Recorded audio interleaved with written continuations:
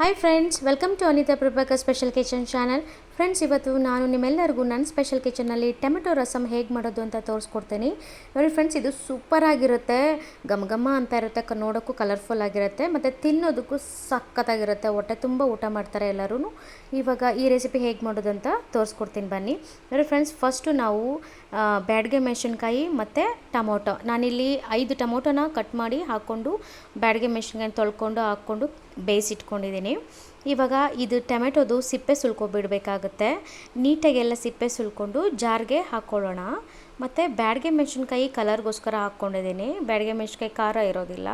ಈ ಟೊಮೊಟೊ ರಸ ಬಿಸಿ ಬಿಸಿ ಅನ್ನದ ಜೊತೆಗೆ ಹಾಕ್ಕೊಂಡು ತಿಂತಾ ಇರಬೇಕು ಅನಿಸುತ್ತೆ. ಸೊ ನಾನು ಯಾವ ರೀತಿ ಮಾಡ್ತೀನಿ ಅಂತ ನಾನು ನಿಮ್ಮ ಜೊತೆ ಶೇರ್ ಮಾಡ್ತಾಯಿದ್ದೀನಿ ಇವತ್ತು. ನೋಡಿ, ಟೊಮೊಟೊ ಬೇಯಿಸ್ಕೊಂಡು ಸಿಪ್ಪೆ ಎಲ್ಲ ರಿಮೂವ್ ಮಾಡ್ಕೋಬೇಕಾಗುತ್ತೆ. ಡೈರೆಕ್ಟ್ ಜಾರ್ಗೆ ನಾನು ಎಲ್ಲ ಟೊಮೆಟೊನ ಸಿಪ್ಪೆ ರಿಮೂವ್ ಮಾಡ್ಕೊಂಡು ಹಾಕ್ಕೊಳ್ತಾ ಇದ್ದೀನಿ.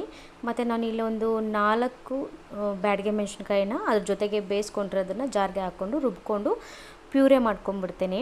ನೋಡಿ, ಈ ಥರ ಸಾಫ್ಟಾಗಿ ನಾವು ರುಬ್ಕೋಬೇಕಾಗುತ್ತೆ. ಫ್ರೆಂಡ್ಸ್, ಇವಾಗ ಇದು ರುಬ್ಬಿರೋ ಟೊಮೆಟೊ ಪ್ಯೂರನ್ನ ಸೈಡಲ್ಲಿ ಇಟ್ಕೊಂಡು ಇವಾಗ ನಾನು ಕೆಲವೊಂದು ಸಾಮಗ್ರಿಗಳನ್ನ ಕುಟ್ಕೊಳ್ತೀನಿ. ಕುಟ್ಕೊಳ್ಳೋದ್ರಿಂದ ರಸಮ್ ಸಖತ್ತಾಗಿ ಬರುತ್ತೆ. 1 ಟೇಬಲ್ ಸ್ಪೂನು ಜೀರಿಗೆ ಮತ್ತು 1/4 ಟೇಬಲ್ ಸ್ಪೂನ್ ಕರಿಮೆಣಸನ್ನ ಹಾಕ್ಕೊಂಡು ನೀಟಾಗಿ ಈ ಥರ ಜಜ್ಕೋಬೇಕಾಗುತ್ತೆ.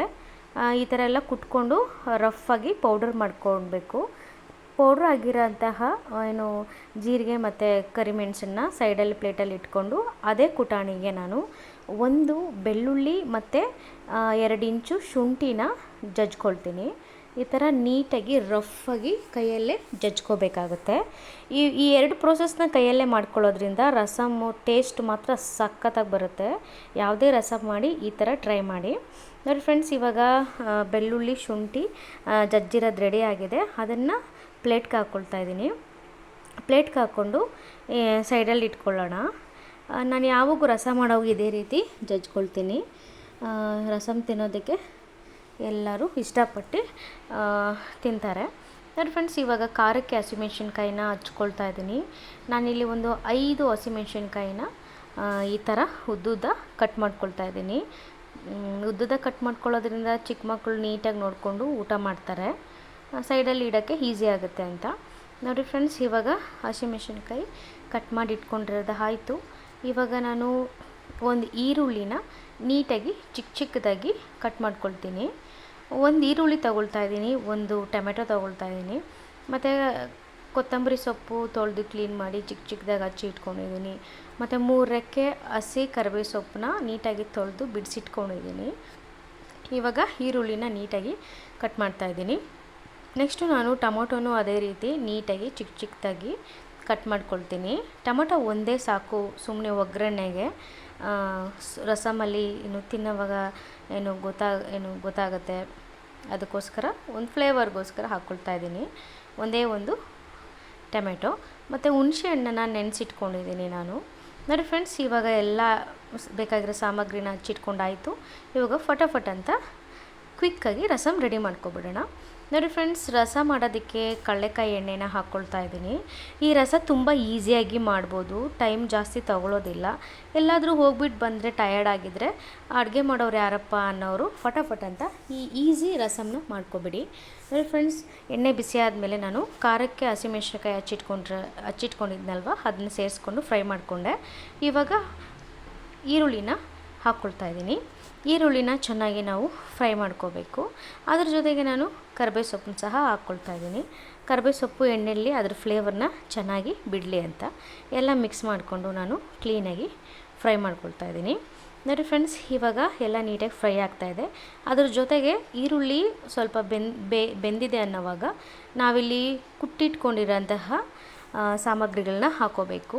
ಜೀರಿಗೆ ಮೆಣಸು ಪೌಡ್ರ್ ಮಾಡ್ಕೊಂಡಿರೋದನ್ನು ಹಾಕ್ಕೊಳ್ತಾ ಇದ್ದೀನಿ. ಮತ್ತು ಶುಂಠಿ ಮತ್ತು ಈರುಳ್ಳಿ ಜಜ್ಜಿಟ್ಕೊಂಡಿರೋದನ್ನ ಹಾಕ್ಕೊಂಡು ನೀಟಾಗಿ ಕಲಿಸ್ಕೊಂಡು ಫ್ರೈ ಮಾಡ್ಕೊಳ್ತಾ ಇದ್ದೀನಿ. ಘಮ ಘಮ ಅಂತ ಈ ಸ್ಟೇಜಲ್ಲೇ ಸ್ಮೆಲ್ ಬಂದ್ಬಿಡುತ್ತೆ, ರಸ ಘಮ ಘಮ ಅನ್ನೋ ರೀತಿ. ನೋಡಿ ಫ್ರೆಂಡ್ಸ್, ಇವಾಗ ಇದೇ ರೀತಿ ಪ್ರೋಸೆಸ್ನ ಮಾಡಬೇಕು. ನೀಟಾಗಿ ಈರುಳ್ಳಿ ಮತ್ತು ಶುಂಠಿ ಬೆಳ್ಳುಳ್ಳಿ ಎಲ್ಲ ಬೇಯಬೇಕು ಚೆನ್ನಾಗಿ. ಇವಾಗ ಇವಾಗ ನೋಡಿ ಎಲ್ಲ ನೀಟಾಗಿ ಬೆಂದಿದೆ. ಅದ್ರ ಜೊತೆಗೆ ನಾನು ಕಟ್ ಮಾಡಿ ಇಟ್ಕೊಂಡಿರೋಂಥ ಕರಿಬೇವು ಸೊಪ್ಪು ಕೊತ್ತಂಬರಿ ಸೊಪ್ಪು ಮತ್ತು ಟೊಮೆಟೊನ ಸೇರಿಸ್ಕೊಳ್ತಾ ಇದ್ದೀನಿ. ನೀಟಾಗೆಲ್ಲ ಮಿಕ್ಸ್ ಮಾಡಿಕೊಂಡು ಫ್ರೈ ಮಾಡ್ಕೊಳ್ಳೋಣ.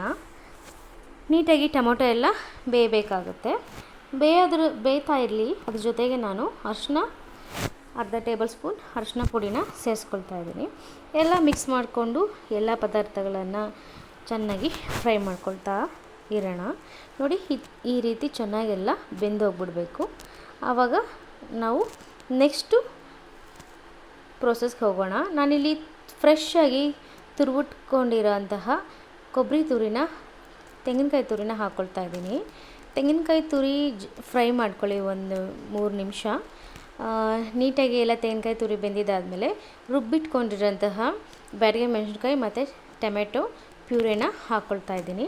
ಇವಾಗೆಲ್ಲ ನೀಟಾಗಿ ಮಿಕ್ಸ್ ಮಾಡಿ ಕೊಡೋಣ. ನೆಕ್ಸ್ಟು ಕಿವುಚಿ ಇಟ್ಕೊಂಡಿರೋಂಥ ಹುಣಸೆ ರಸನ ಸೇರಿಸ್ಕೊಳ್ತಾ ಇದ್ದೀನಿ. ಹುಳಿಗೆ ತಕ್ಕಷ್ಟು ಹುಣಸೆ ಹಣ್ಣನ್ನು ಬಳಸ್ಕೊಳ್ತಾ ಇದ್ದೀನಿ. ನೋಡಿ ಫ್ರೆಂಡ್ಸ್, ಇವಾಗೆಲ್ಲ ಮಿಕ್ಸ್ ಮಾಡಿಕೊಂಡು ನೀಟಾಗಿ ಫ್ರೈ ಮಾಡೋಣ. ತಳ ಅಂಟ್ದಿರೋಂಗೆ ನೋಡ್ಕೊಳ್ಳಿ. ಸಖತ್ತಾಗಿ ಘಮ ಅಂತ ಎಲ್ಲ ಪರ್ಫೆಕ್ಟಾಗಿ ನೋಡಿ ಎಷ್ಟು ಕಲರ್ಫುಲ್ಲಾಗಿ ಬೆಂದೋಗಿದೆ. ಇವಾಗ ರುಚಿಗೆ ತಕ್ಕಷ್ಟು ಉಪ್ಪು ಹಾಕ್ಕೊಳ್ಳೋಣ. ಉಪ್ಪು ಹಾಕ್ಕೊಂಡ್ಮೇಲೆ ನಾನು ಅದೇ ಜಾರಿಗೆ ನೀರು ಎಷ್ಟು ರಸ ಆಗಬೇಕೋ ಅಷ್ಟನ್ನು ಸೇರಿಸ್ಕೊಳ್ತೀನಿ. ಜಾಸ್ತಿ ಟೊಮೆಟೊ ರಸ ಗಟ್ಟಿ ಇದ್ದರೆ ಚೆನ್ನಾಗಿರಲ್ಲ, ಟೊಮೆಟೊ ಗೊಜ್ಜಾಗ್ಬಿಡುತ್ತೆ. ಸೊ ಇವಾಗ ನಾವು ನೀರಾಗಿ ರಸಕ್ಕೆ ಬೇಕಾಗಿರೋಷ್ಟು ನೀರನ್ನ ಸೇರಿಸ್ಕೊಳ್ತಾ ಇದ್ದೀನಿ. ಈ ಟೊಮೆಟೊ ರಸ ನೀರಾಗಿದ್ರೇ ಸೂಪರಾಗಿರುತ್ತೆ ಅನ್ನೋದ್ರ ಜೊತೆಗೆ. ನೋಡಿ ಫ್ರೆಂಡ್ಸ್, ಎಷ್ಟು ಬೇಗ ಫಟಾಫಟ್ ಅಂತ ರಸ ರೆಡಿಯಾಗೋಯ್ತು. ಇವಾಗ ಒಂದು 5 ನಿಮಿಷ ಕುದಿಸ್ಕೊಬಿಡೋಣ. ನೀಟಾಗಿ ಜಾಸ್ತಿ ಕುದಿಸ್ಕೋಬೇಡಿ. ಒಂದು 5 ನಿಮಿಷ ಸಾಕು. 5ರಿಂದ 10 ನಿಮಿಷದೊಳಗಡೆ ರಸನ ಇಳಿಸ್ಕೋಬೇಕಾಗುತ್ತೆ ಕುದಿ ಬಂದಮೇಲೆ. ನೋಡಿ ಫ್ರೆಂಡ್ಸ್, ಈ ರಸ ಮಾತ್ರ ಬಿಸಿ ಬಿಸಿ ಅನ್ನ ಮಾಡಿಕೊಂಡು ಅದ್ರ ಜೊತೆಗೆ ಆಮ್ಲೆಟ್ಟೋ ಇಲ್ಲಾಂದ್ರೆ ಹಪ್ಳನ ಮಾಡಿಕೊಂಡು ಈ ರಸನ ಹಾಕ್ಕೊಂಡು ಘಮ ಅಂತ ಸ್ಮೆಲ್ ಬರ್ತಾ ಇರುತ್ತೆ. ತಿಂತಾಯಿದ್ರೆ ತಿನ್ನೋದಕ್ಕೂ ತುಂಬ ರುಚಿಯಾಗಿರುತ್ತೆ. ಈ ರೆಸಿಪಿ ನಿಮ್ಗೆ ಇಷ್ಟ ಆಗಿದ್ದರೆ ಫಟಾಫಟ್ ಅಂತ ಅನಿತಾ ಪ್ರಭಾಕರ್ ಸ್ಪೆಷಲ್ ಕಿಚನ್ ಚಾನಲ್ಗೆ ಸಬ್ಸ್ಕ್ರೈಬ್ ಮಾಡ್ಕೊಳ್ಳಿ. ಫ್ಯಾಮಿಲಿ ಫ್ರೆಂಡ್ಸ್ ಎಲ್ಲರಿಗೂ ಶೇರ್ ಮಾಡಿ, ಲೈಕ್ ಮಾಡಿ, ಕಮೆಂಟ್ ಮಾಡಿ. ನೆಕ್ಸ್ಟ್ ರೆಸಿಪಿಯೊಂದಿಗೆ ಮೀಟ್ ಮಾಡ್ತೀನಿ. ಅಂಟಿಲ್ ಟೇಕ್ ಕೇರ್, ಬಾಯ್ ಬಾಯ್.